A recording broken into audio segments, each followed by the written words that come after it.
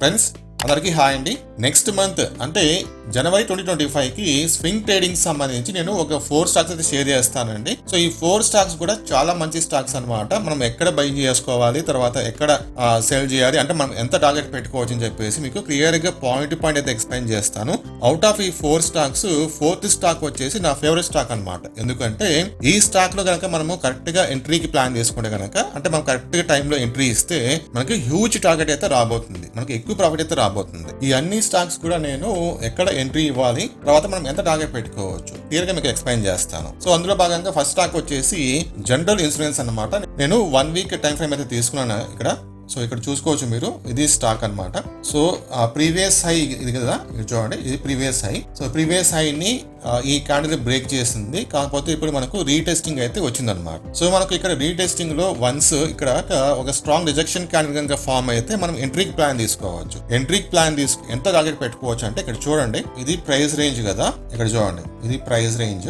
Just ఇక్కడ పెట్టుకోండి మీరు ఇది ఈ విధంగా ఇంత. ఓకే, సో అప్ టు మీరు 643 వరకు టార్గెట్ పెట్టుకోవచ్చు. సో హోల్డింగ్ టైం పీరియడ్ వచ్చేసి కొన్ని వీక్స్ నుంచి కొన్ని మంత్స్ వరకు మీరు హోల్డ్ చేయొచ్చు అనమాట. మీ టార్గెట్ వచ్చేంత వరకు మీరు హోల్డ్ చేయొచ్చు. ఓకేనా. సో ఇది ఫస్ట్ స్టాక్ అనమాట, జనరల్ ఇన్సూరెన్స్ స్టాక్. ఇది అట్ ప్రెసెంట్ మనకి ఇది 461 దగ్గర ట్రేడ్ అయితే అవుతుంది. ఇక్కడ వన్స్ మీకు ఒక స్ట్రాంగ్ రిజెక్షన్ క్యాండిల్ ఫామ్ అయిన తర్వాత మీకు ఎంట్రీ ప్లాన్ తీసుకోవచ్చు. ఇది మీరు వాచ్ లిస్ట్ లో పెట్టుకొని జస్ట్ గమనిస్తూ ఉండండి. నెక్స్ట్ స్టాక్ వచ్చేసి జూబిలెంట్ ఫుడ్ వర్క్స్ అనమాట. సో ఇక్కడ చూడండి, ప్రీవియస్ హై మనకి ఏదైతే ఇక్కడ ప్రీవియస్ హై ఉందో, సో దాన్ని బ్రేక్ చేయడానికి రెడీగా అయితే అవుతుంది. సో వన్స్ మనం ఇక్కడ బ్రేక్ చేసి కన్ఫర్మేషన్ వస్తే కనుక మంచి క్యాండిల్ తో మనం ఎంట్రీకి ప్లాన్ తీసుకోవచ్చు. తర్వాత టార్గెట్ వచ్చేసి చూడండి, సో ఇది మన టార్గెట్ అనమాట. 919 వరకు మనం టార్గెట్ పెట్టుకోవచ్చు. ఇది ఫస్ట్ టార్గెట్. సో మీకు ఇంకా టార్గెట్ కావాలనుకునే కనుక ఇక్కడ చూడండి, మీకు ఇంకా టార్గెట్ కావాలనుకునే కనుక సో ఈ ప్రైస్ రేంజ్ మీరు తీసుకోవచ్చు. ఈ ప్రైస్ రేంజ్ అనమాట. సో ఫస్ట్ టార్గెట్ వచ్చేసి 919, సెకండ్ టార్గెట్ ఎంతవరకు పెట్టుకోవచ్చు మీరు 1228. ఓకే, 1228 అంతవరకు అనమాట. సో వన్స్ మీరు ఫస్ట్ టార్గెట్ రీచ్ అయిన తర్వాత ఒక 50% మీరు సెల్ చేసుకోవచ్చు, 50% మీరు హోల్డ్ చేయొచ్చు, అది మీ ఇష్టం. సో ఇది సెకండ్ స్టాక్. ఇది థర్డ్ స్టాక్ అనమాట. థర్డ్ స్టాక్ వచ్చేసి star cement. So 1 week time frame. ఇది ప్రీవియస్ హై ఇక్కడ ఉంది మనకు. సో ప్రీవియస్ హై బ్రేక్ చేయడానికి మనకు రెడీ అయితే అవుతుంది.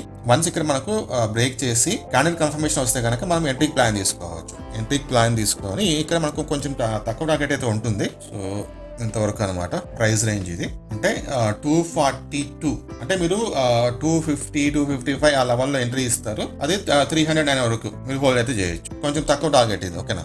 నెక్స్ట్ ఫోర్త్ ఇక్కడ చూడండి ఫోర్త్ అనమాట. ఇది కార్పొరేట్ ప్రీవియస్ హై ఇక్కడ ఉంది చూడండి. ప్రీవియస్ హై మనకు బ్రేక్ చేయడానికి అయితే రెడీగా ఉంది. వన్స్ ఇది బ్రేక్ చేసిందా మనకి హ్యూజ్ టార్గెట్ అనమాట. హ్యూజ్ టార్గెట్, ఇంత టార్గెట్ మనకు వస్తుంది. ఇంతవరకు మీరు హోల్డ్ చేయొచ్చు. ఇక్కడ నుంచి అంటే 1650 నుంచి 2899 వరకు మీరు హోల్డ్ చేయొచ్చు. సో చాలా పెద్ద టార్గెట్ మనకు వస్తుంది అనమాట. ఇక్కడ మీ టైం కూడా చాలా ఎక్కువ టైం పడుతుంది. ఓకే, సో ఈ 4 స్టాక్స్ మీరు జస్ట్ మీ వాచ్ లిస్ట్ లో పెట్టుకొని గమనిస్తూ ఉండండి. ఎప్పుడైతే మనకు క్యాండిల్ కన్ఫర్మేషన్ వస్తుందో అప్పుడు మీరు ఎంట్రీకి ప్లాన్ తీసుకోవచ్చు విత్ ప్రాపర్ స్టాప్ లాస్ అనమాట. సో స్టాప్ లాస్ పెట్టుకోవచ్చు. మీకు ఇక్కడ ఎంత టార్గెట్ వస్తుంది దాన్ని బట్టి మీరు స్టాప్ లాస్ కూడా పెట్టుకోవచ్చు. లేకపోతే క్యాండిల్ ఫార్మేషన్ బట్టి మీరు స్టాప్ లాస్ పెట్టుకోవచ్చు. సో మీరు జనరల్ గా ఏదైతే స్టాప్ లాస్ ఫార్మాట్ ఫాలో అవుతారో అది మీరు పెట్టుకోండి, సరిపోతుంది.